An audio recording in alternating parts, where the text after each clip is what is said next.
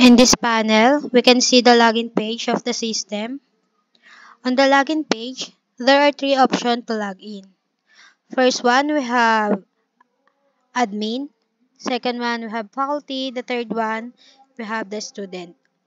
After logging in, we are directed to the system dashboard, which displays the number of the students, faculty members, and total classes.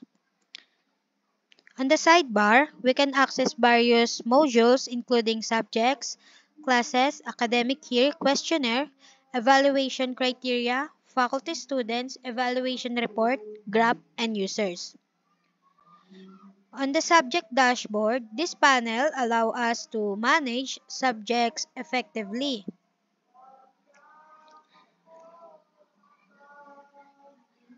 Okay. The second one, we have the classes panel. In this section, we can manage the class list. Okay.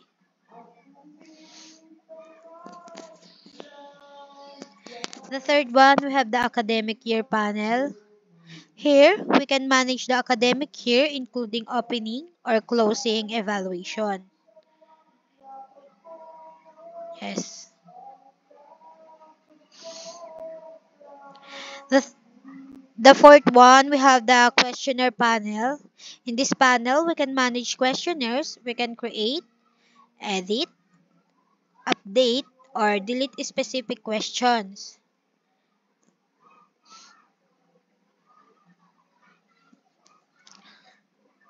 The fifth one, we have the evaluation criteria panel.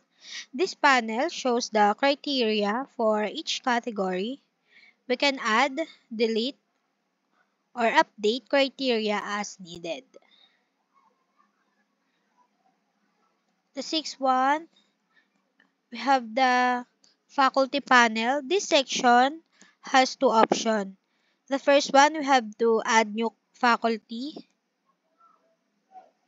You can write their school ID, first name, and last name, and also the job type, the department, and also email, password. Yeah.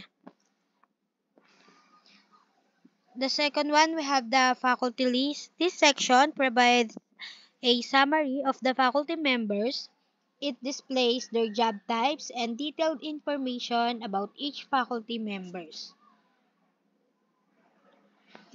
The third one, we have the students panel. Similar to the faculty panel, this section allows us to add new students and view a list of enrolled students.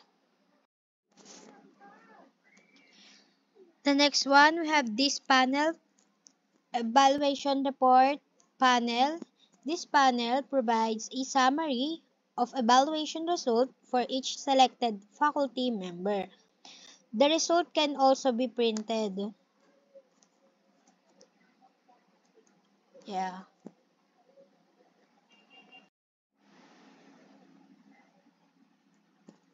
Next, we have the evaluation graph panel. This panel offers two options. The first one, we have the faculty, and the second one, we have the department.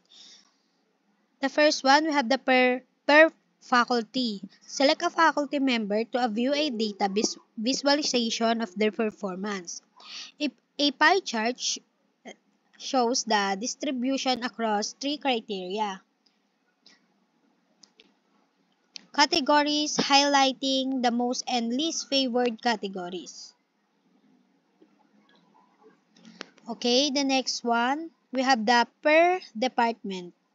This option provides a visualization of performance by department.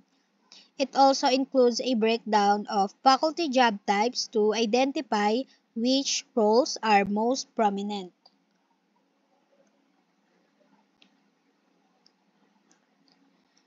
Next, department dashboard. This panel allows us to select specific departments and view data visualization.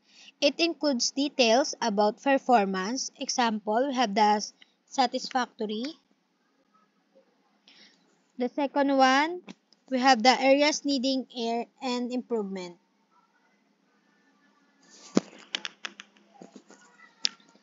Using bar and pie chart, the left side shows the number of rating while the lower section provides percentage responses by criteria.